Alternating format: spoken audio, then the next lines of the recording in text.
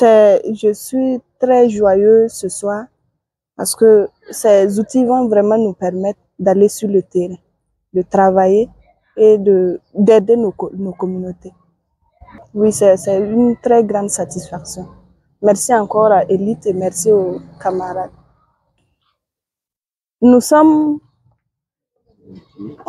outillés et dans le domaine de la gestion des projets, la planification, le suivi et évaluation et consultant, formateur. Nous sommes aptes pour aller sur le terrain, je peux le dire. Bon, c'est de préciser que dans notre promotion, c'est vrai qu'il y a des professionnels, nous sommes tous des professionnels, maintenant il y a des gens qui n'ont pas d'emploi. Et c'est de solliciter au cabinet vraiment, d'avoir confiance en nous et de nous embaucher pour montrer aussi ce que nous savons faire.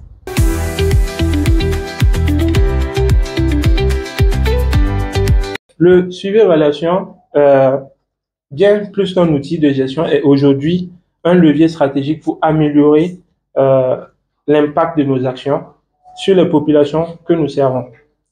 Vous avez fait le choix d'un métier exigeant, mais essentiel. Un métier au cœur de la redevabilité, de l'apprentissage et de la transformation positive de nos programmes. Donc, j'ai appris que l'essence du suivi-évaluation, ce n'est pas seulement de collecter des données, mais aussi c'est de donner un sens à ces données. Parce qu'il ne suffit pas seulement de dire on va faire une collecte de données, il faut le budget, etc. Mon expérience m'a montré également que les meilleurs systèmes de suivi-évaluation sont celles qui mettent l'humain au centre et qui écoutent les communautés. C'est vraiment là l'essence de notre travail, qui apprennent de leur retour et qui adaptent les interventions en fonction des réalités qu'on a prises sur le terrain. J'ai également appris que l'évolution dans ce domaine ne dépend pas seulement des diplômes, mais de 3 choses fondamentales: la rigueur, l'esprit critique et l'humilité.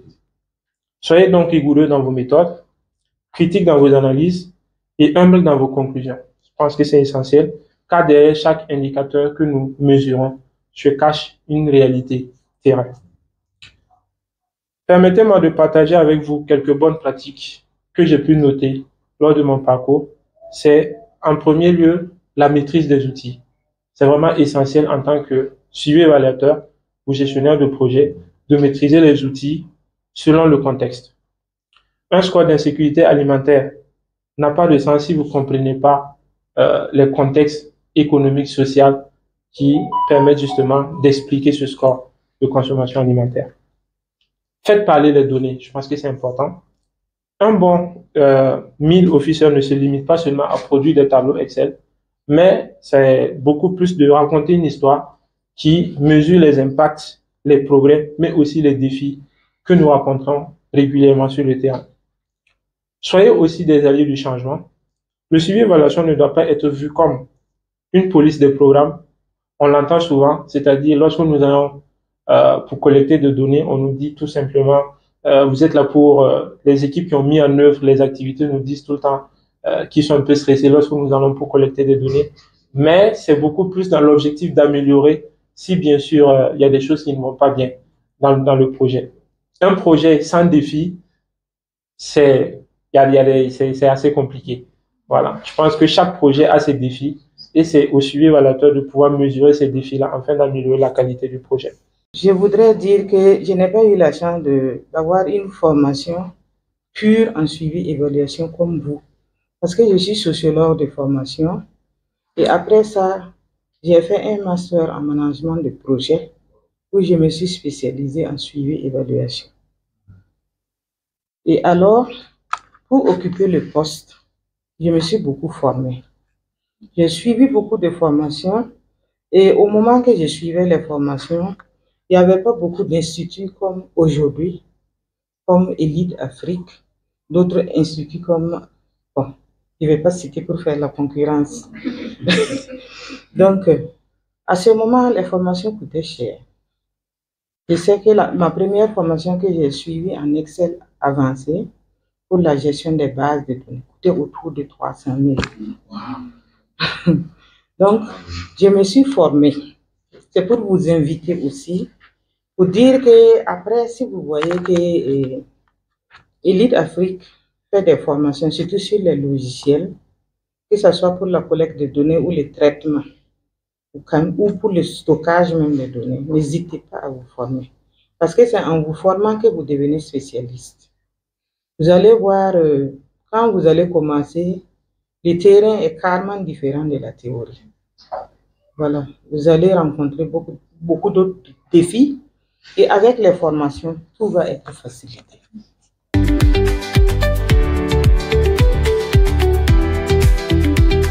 Vous allez évoluer, j'allais dire, dans un monde VUCA. Le VUCA, là, c'est V-U-C-A. Voilà, donc, c'est un contexte volatile. Voilà, donc, on peut être bien préparé, mais à l'arrivée, quelque chose va arriver. C'est un monde incertain, c'est complexe et souvent, c'est ambigu aussi.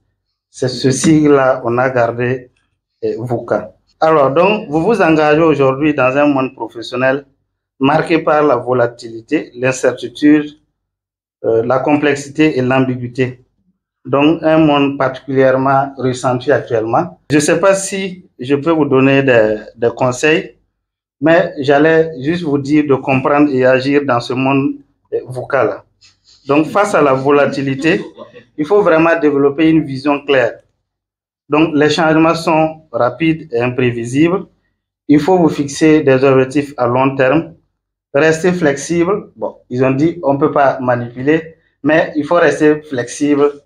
C'est pas parce que on veut que ça soit droit, ça doit rester comme ça. Souvent, on secoue et on est obligé de revoir un peu les planifications. Il faut être proactif, pas seulement réactif. Il faut être proactif dans la gestion donc du changement. Alors, face à l'incertitude, il faut cultiver la compréhension. Donc, informez-vous en continu. Cette sortie officielle de promotion, c'est pour la première session de l'année 2025. Il faut dire que la mobilisation pour cette session était faible, mais nous notons également que c'est dû également au contexte actuel du pays, étant donné que c'est le milieu de l'humanitaire. Nous savons tous ce qui s'est passé. Mais nous avons lancé une seconde session également qui est en cours actuellement. Mais nous notons que cette deuxième session est plus productive par rapport à cette première session. Les impétrants sortent aujourd'hui avec 3 certificats, à savoir le certificat d'expertise en gestion de projet, le certificat de spécialisation en suivi, évaluation et planification de projet, et également un certificat d'aptitude au métier de consultant formateur. Nous allons exhorter tous ceux qui sont sortis aujourd'hui à redoubler plus d'efforts parce qu'il ne suffit pas juste d'avoir le parchemin et puis c'est tout. Voilà, ils peuvent continuer leur renforcement de capacité et également se lancer à la recherche également à la recherche d'opportunités parce que le marché de l'emploi, il y a la concurrence que nous notons. Donc, il faut beaucoup plus avoir un plus-value pour pouvoir se démarquer des autres.